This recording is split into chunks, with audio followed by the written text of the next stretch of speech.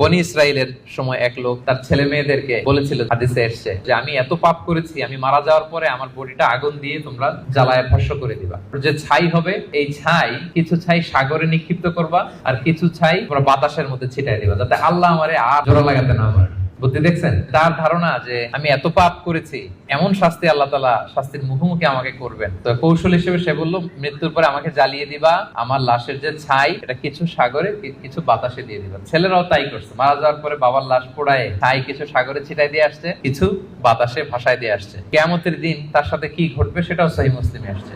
আল্লাহ তাআলা তাকে আবার জীবন দিবেন। এবার তো বেচারা ধরা খেয়ে গেছে, তাকে তো আল্লাহ ঠিকই আবার জীবন দিলেন। এবার আল্লাহ বলবেন, আচ্ছা তুমি এই কাজটা কেন করছিলা? মা হামালাকা আলা হাদা, এরকম ইউনিক ফন্দি বুদ্ধি আসছো কেন?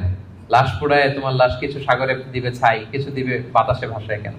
বলতেছে, ইয়া রাব্বি মাখাফাতু, আপনার ভয়, আপনার ভয়ে আমি এই কাজ করেছি।